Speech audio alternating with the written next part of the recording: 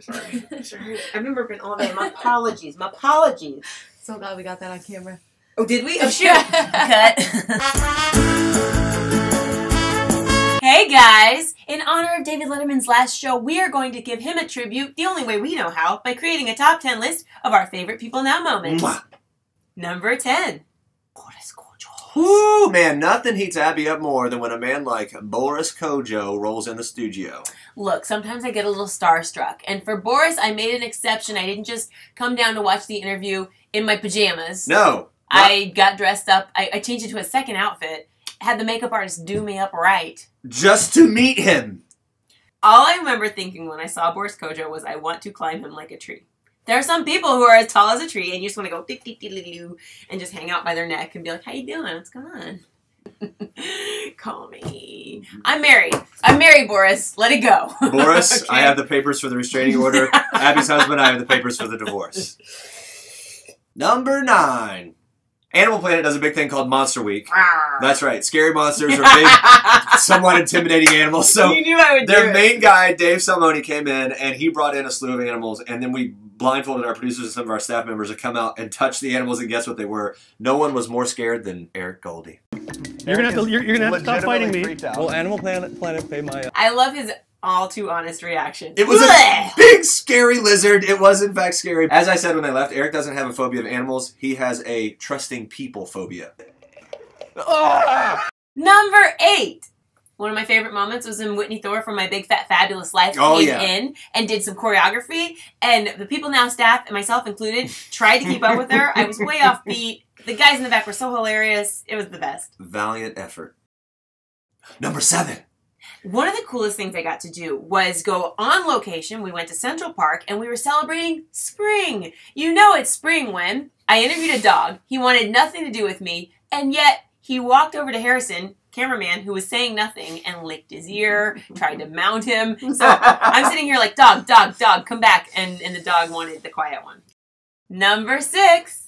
Jessie J came in, and you did something special with her. Jessie J was right at the beginning of her press tour that then led to her meteoric rise that we're now seeing, and she came in, and she was so great, and we'd done some research. Some of our producers had found that she did tap dancing, and so at the end, I brought up the tap dancing, was like, can you give us a little number? And she's like, I need a music. I'm really trying. Jessie J tap danced to my air banjo. It was amazing. Number 5.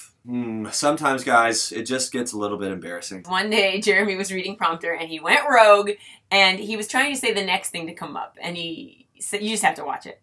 Some of our favorite, Abby's favorite sex, especially. Sexiest Men alive. Then, I tried to just throw in, like, you know, Abby's favorite, the sexiest man alive, but then I ended up saying basically Abby's favorite sex. For a fleeting second, you could see me look off stage like, what do we do? Slip of the tongue. Numéro 4. One of our earliest challenges was trying to pull off the Golden Globes episode, because that show airs at night in LA. We had to pull all the footage, assemble it with magic, know the script. Our show's pretty new, so it was like our first big award show coverage, and it went off really well. We were up all night. The producers were really up all night. Came in, had pizza and donuts and all kinds of crap. At like we were in it, yeah, and we were in at 4 a.m. and all I wanted was pizza or a burger. There was no food left. There was like pretzels and cookies left over from the night before, but I just wanted dinner for breakfast. And it instituted that we love award season. Yeah. 3. It's a live show, so you know sometimes there are bloopers that you don't see. So sometimes before the show airs, we pre-tape little segments. And one time in particular, we pre-taped a segment. They started rolling the camera. Before I actually read the script, I was just talking to Abby, and I was singing pretty much incessantly like I always do. The song that day was... Good morning, Jeremy. wiggle, wiggle, wiggle. It gets in your head, it's an earworm. The problem is, when they then cut that to put it in the show, they accidentally didn't cut off the first part, so then the show's airing, and they roll that tape, and it rolled the whole thing, including me going, wiggle, wiggle, wiggle. Then to make it even worse, it cuts to Jeremy cut to me live when I was like looking at the monitor, watching the monitor going, reacting like, ah! It was so Then bad. it goes back to the wiggle wiggle segment and plays that all the way through. It was just like, who's on first? Bloopers. Number 2. Get it? Poop. One of the things that we love to do tried. is the old beatbox. Yo, my name is Abby, and I'm here to say. So that has ended up making it into more than one guest segment. I put up with Jeremy every day. Okay. Bismarcky. You got what I need. Wayne Brady. He is the one that they got for the gig. Because his name was blowing up, I thought he was big. Now here we go. Here's one thing I gotta say. I played his brother on the show. Ironically, I played the gay. Nicole Richie. These gummy worms have lots of holes, but they don't have moles. And you sang karaoke with Ray J. Ray J. They sang The Boy Is Mine by Brandy and Monica. Problem is we couldn't hear the music in the studio, so it was off the whole time, but it was fun. It was great. Just a little bit jealous of me. Pick it up, pick it up. Cause you're blind if you can't see that his love is all in me. Number one.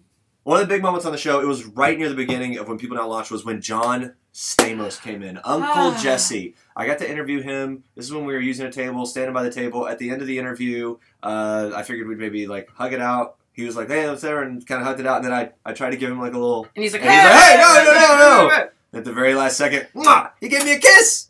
It was so hilarious. I still haven't washed that cheek. No, he has not. Okay. Okay. We're dudes, man. We don't kiss. Thought you were okay with it. Oh! What were your favorite People Now moments? Let us know, Mom and Dad. This is your chance. Right there in the comments. Don't forget to give us a thumbs up and subscribe right here.